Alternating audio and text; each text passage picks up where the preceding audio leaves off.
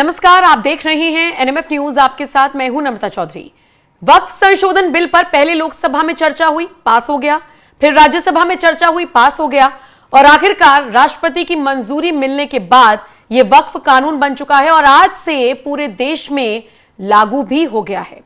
अब इन सब के बीच सबकी नजरें हैं देश के प्रधानमंत्री नरेंद्र मोदी पर। वो इस विधेयक जो कि अब कानून बन चुका है उसको लेकर क्या सोचते हैं। हाल ही में देश के प्रधानमंत्री नरेंद्र मोदी ने एक समिट में हिस्सा लिया और यहां पर अपनी चुप्पी तोड़ते हुए उन्होंने वक्फ कानून को लेकर अपनी बात रखी और देश को आगे बढ़ाने में किस तरीके से ये एक अहम कदम साबित होगा इसको लेकर चर्चा की। इसी के साथ उन्होंने कहा कि भारत जिस तरीके से तरक्की कर रहा है अब ये रुकने वाला नहीं है। तो यानी जितने भी लोगों को ये गलतफहमी है वो इस गलतफहमी को अपने दिमाग से निकाल दें। भारत अब किसी भी कीमत पर नहीं रुकेगा। आपको बताते चले, इस वक्फ संशोधन बिल को लेकर देश के कोने कोने में कई जगह पर विरोध प्रदर्शन हुए। हमने देखा मणिपुर हो, बंगाल हो या फिर उत्तर प्रदेश हो, लोगों ने अलग अलग तरीके से अपना विरोध दर्ज कराया। लेकिन इसी बीच चाहे योगी आदित्यनाथ हो, उन्होंने अपनी राय रखी। तमाम बीजेपी के बड़े बड़े नेताओं ने सदन के अंदर सदन के बाहर अपनी अपनी प्रतिक्रियाएं जाहिर की। लेकिन प्रधानमंत्री नरेंद्र मोदी ने भी मंगलवार को वक्फ संशोधन अधिनियम को सामाजिक न्याय की दिशा में उनकी सरकार का एक और ठोस कदम बता दिया। वक्फ पर पहले का कानून 2013 में भूमाफियाओं और मुस्लिम कट्टरपंथियों को खुश करने के लिए बनाया गया था, यह नरेंद्र मोदी ने कहा। और अब उन्होंने कहा कि अब यह मुसलमानों के लिए हितकारी साबित होगा। आपको बताते चले, एक न्यूज चैनल के समिट को संबोधित करते हुए नरेंद्र मोदी ने विपक्ष पर भी निशाना साधा और कहा कि संसद में इस मुद्दे पर हुई चर्चा में तुष्टीकरण की राजनीति देखने को मिली।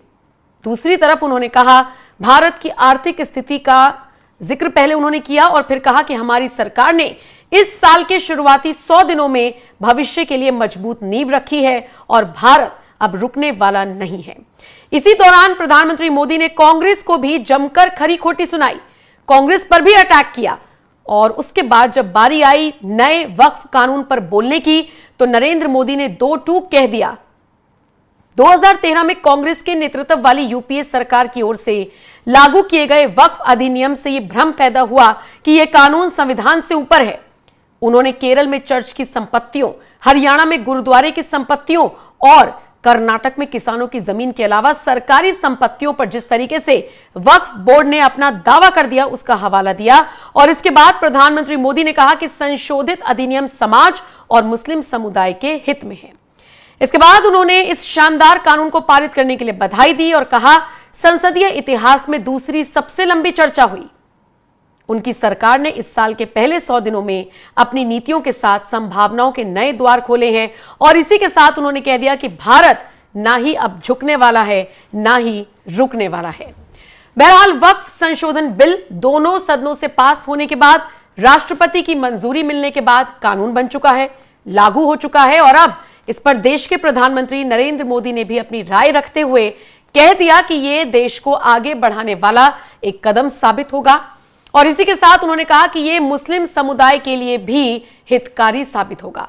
सबसे अहम बात यह है कि देश के प्रधानमंत्री बोल दें, राष्ट्रपति मंजूरी दे दें, जिन लोगों को सड़कों पर उतरकर विरोध करना है वो विरोध ही करेंगे। और हमने देखा कि राष्ट्रपति की मंजूरी मिलने के बावजूद AI, all India Muslim personal law board जो भी है वो, उसने ये धमकी दे दी कि जी हम तो सड़क पर उतरकर आंदोलन करेंगे। वो अलग बात है कि उत्तर प्रदेश में ऐसा किसी की भी करने की हिम्मत नहीं हो रही, क्योंकि जो लोग कर रहे हैं उनको इसकी सजा भुगतनी पड़ रही है। मुजफ्फरनगर से खबर सामने आई कि वक्फ बिल को लेकर विरोध कर रहे थे कुछ मुसलमान। 2-2 लाख का मुचलका भरने का आदेश योगी की पुलिस ने जारी कर दिया। बाकी जो विरोध प्रदर्शन करने की सोच रहे थे वो उल्टे पांव भाग गए। इसके अलावा मुनव्वर राणा की बेटी भी मैदान में आई, मैं भी विरोध करूंगी। उनको भी कह दिया कि 10 लाख रुपए का मुचलका भरिए और 10-10 लाख की 2 जमानत लेकर आइए। तो उत्तर प्रदेश का तो यह हाल है। बाकी रही बात देश के प्रधानमंत्री नरेंद्र मोदी की, तो चाहे कितने भी कट्टरपंथी इसका विरोध करते रहे, इस बार मोदी सरकार मुसलमानों के बीच में यह बात पहुंचाने में कामयाब हुई है कि भाई ये आपके हित में है। इस बार कोई भी फेक नैरेटिव नहीं चला। तभी तो हमने देखा इस बार शाहीन बाग में अलग तरह का नजारा दिखा। सिर्फ शांति ही नहीं थी, बल्कि लोग सड़कों पर उतरे तो नरेंद्र मोदी को थैंक यू कहते हुए और समर्थन में नारेबाजी करते हुए उतरे। कुल मिलाकर नरेंद्र मोदी की सरकार वक्फ कानून ला चुकी है और जो संशोधन किए गए हैं उसको लेकर फेक नैरेटिव फैलाने की विपक्ष की सारी साजिश भी नाकाम हो चुकी है। और शायद इसीलिए संजय राउत ने भी बाहर आकर कह दिया कि हमारे लिए ये फाइल क्लोज है, हम सुप्रीम कोर्ट का दरवाजा नहीं खटखटाएंगे। अब आपने नरेंद्र मोदी का बयान तो जान लिया, योगी आदित्यनाथ ने किस तरीके से शुक्रिया अदा किया नरेंद्र मोदी का, वो आपको सुनवाते हैं। और फिर सुधांशु त्रिवेदी ने सदन के अंदर किस तरीके से धाकड़ बयान दिया था, वो भी आप बैक टू बैक ये दोनों बयान सुनिए और इसके बाद अपनी राय हमें जरूर दीजिएगा। परसों ही देश की संसद में वक्फ बोर्ड संशोधन अधिनियम पारित किया है। अब वक्फ बोर्ड के नाम पर जमीनों पर कोई डकैती नहीं डाल सकता है, लूट खसोट नहीं हो सकती है, चौराहे की जमीनों पर कोई कब्जा नहीं कर सकता है। अब सार्वजनिक संपत्ति जो भी होगी,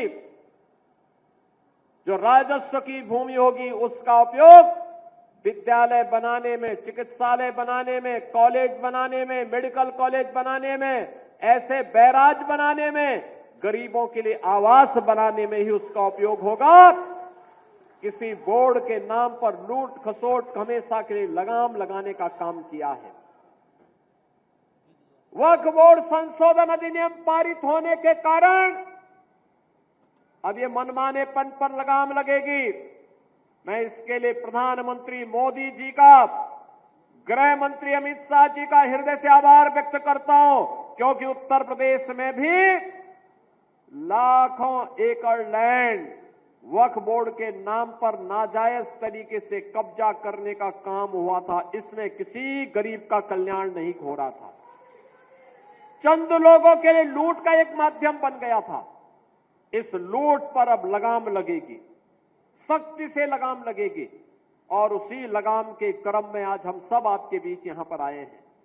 बहनों और भाइयों, आपने अच्छा विधायक दिया, पैरवी हुई, आपने अच्छा सांसद दिया, कार्य आगे बढ़ा कर पाई थी। मगर जब ताजमहल का उल्लेख आता है सभापति महोदय, तो एक प्यास मुझे याद आ जाती है। जब शाहजहां जेल में था और दूर से उस ताजमहल को देखता था और उसे सिर्फ एक सुराही पानी मिलता था और उसने औरंगजेब से कहा एक सुराही पानी और भिजवा दो, तो जानते उसने मना कर दिया। तो दुखी होकर शाहजहां ने फारसी में लिखा, ए पिसर तू अजब मुसलमानी, जे पिदरे जिंदा आप तरसानी, आफरीन हिंदुआन सदबार, जे देहंद पिदरावा मुर्दा देवम आप। मतलब तू कैसा मुसलमान है जो जिंदा बाप को पानी के लिए तरसा रहा है, तुझसे तो आफरीन 100 बार उन हिंदुओं को है जो पितृपक्ष में मरे हुए बाप को भी पानी देते हैं। और सभापति महोदय, मैं बताना चाहता हूं कि ये हमने ईमानदारी से मुस्लिम समाज के कल्याण के लिए बात की है, क्योंकि एक तरफ खड़ा हुआ है ईमानदार मुसलमान जो शराफत के साथ ईमान को गले से लगाए हुए हैं, और दूसरी तरफ कुछ चंद सरमाएदार हैं जो उस अमानत में खयानत करके शरारत के साथ उसके झंडा बरदार बनना चाहते हैं। तो ये मुकाबला किसके बीच में है? ये शराफत अली और शरारत खान के बीच में मुकाबला है। हमारी सरकार शराफत अली के साथ खड़ी है, हमारी गरीब मुस्लिम के साथ खड़ी है। ये गरीबों गुर्बत वाले गुर्बत अली और सरमाएदारे वाले गाजी खान के बीच का इलाका है। मगर मैं कहना चाहता हूं महोदय, एक बात मैं बहुत स्पष्ट रूप से कहना चाहूंगा, इन जरूरतमंद मुसलमानों की लड़ाई के लिए मैं कह सकता हूं कि ये गरीब मुसलमानों के दिल की कसक और कट्टरपंथी वोट के ठेकेदारों के मन की ठसक के बीच में हमारी सरकार ने उस कसक का साथ दिया है, जिसके लिए मैं मानता हूं गरीब और पसमानदा मुसलमान